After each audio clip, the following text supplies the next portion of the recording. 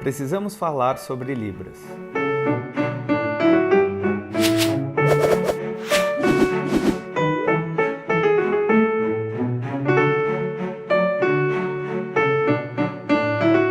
Todo ser humano necessita da comunicação para interagir, trocar ideias, aprender coisas novas, formar grupos. Sem a comunicação, não é possível compartilhar sentimentos, emoções, mensagens.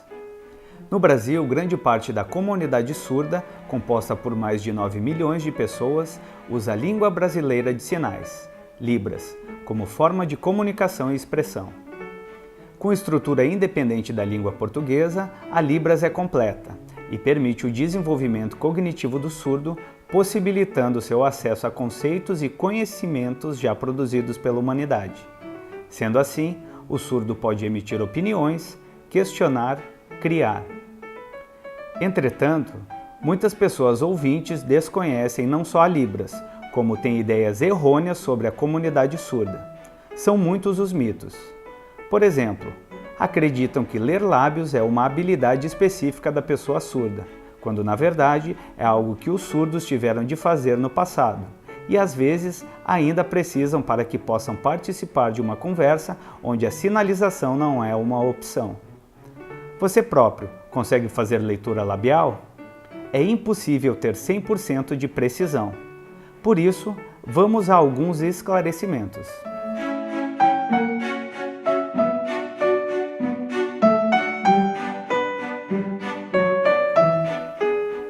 Por que a língua de sinais não é universal?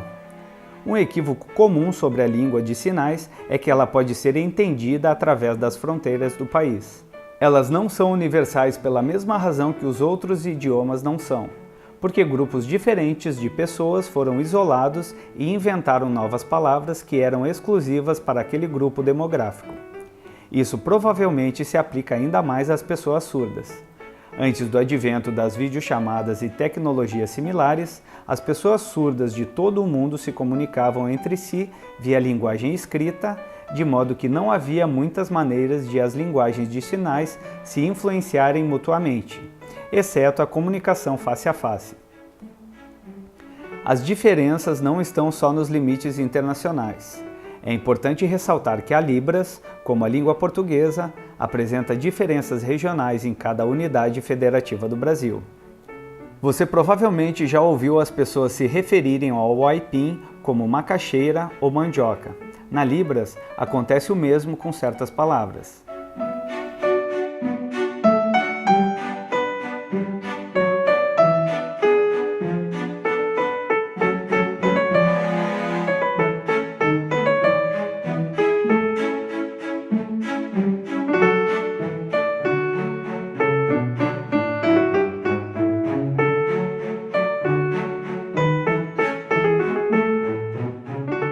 Libras não é mímica. A língua brasileira de sinais não é representação gestual da língua portuguesa, mas sim uma língua à parte, assim como inúmeras línguas existentes. A Libras não se basta apenas em articular sinais. É preciso conhecer sua gramática para estabelecer a comunicação de maneira correta. Além da combinação de configurações das mãos, pontos de articulação, locação e movimentos. As expressões corporais e faciais também compõem a base dessa língua.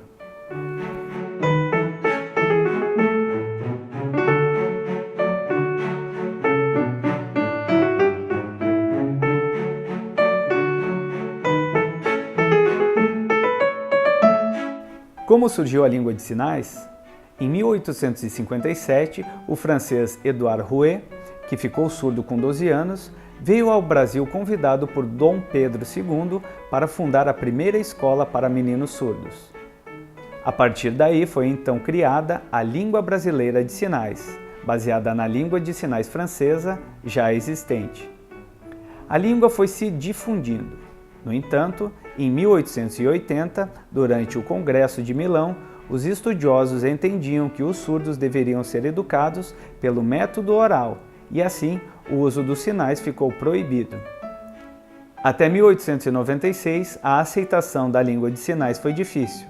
Quem teve um papel decisório para romper essa barreira foi o professor Moura e Silva, que lecionava no Instituto Nacional de Educação de Surdos, INES. À época, visitou o Instituto Francês de Surdos com a missão de avaliar a educação. Concluiu, portanto, que o método oralista não era eficiente para os surdos. Com a insistência da utilização dos sinais, a língua foi se fortalecendo e permitindo a interação entre os surdos e os ouvintes estudiosos da língua. A luta, a força e a persistência da comunidade surda foi então reconhecida em 2002, com a regulamentação da Lei nº 10.436, que determina a Libras como uma língua do Brasil.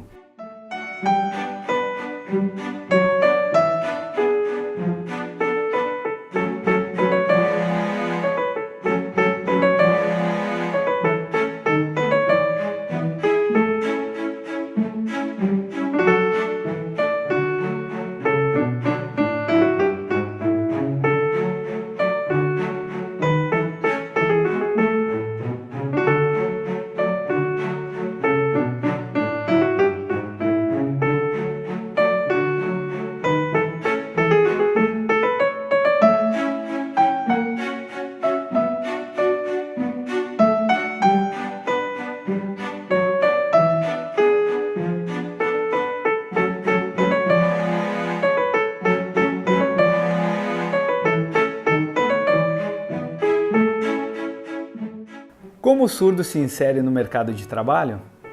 Reconhecer Libras como sendo a língua da comunidade surda no Brasil foi o primeiro passo para garantir sua circulação no território nacional.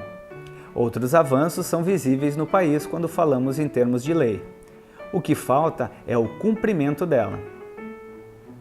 Entrou em vigor no ano de 2015 a Lei Brasileira de Inclusão, LBI, destinada a assegurar e a promover, em condições de igualdade, o exercício dos direitos e das liberdades fundamentais por pessoa com deficiência. A lei promove mudanças significativas em diversas áreas, em especial o acesso à informação. Desde janeiro de 2015, todos os sites precisam estar acessíveis. E mais, também é exigido que os serviços de empresas ou órgãos públicos ofereçam a acessibilidade para as pessoas com deficiência.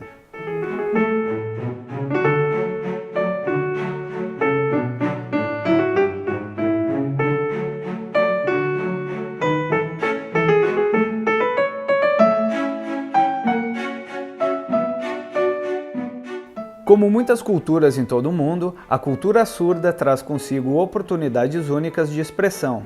Criar um ambiente onde as diferenças tenham lugar e possam fazer parte igualmente do todo é o que verdadeiramente incentiva o nosso crescimento enquanto indivíduo, colega, familiar, empresa, enquanto coletivo.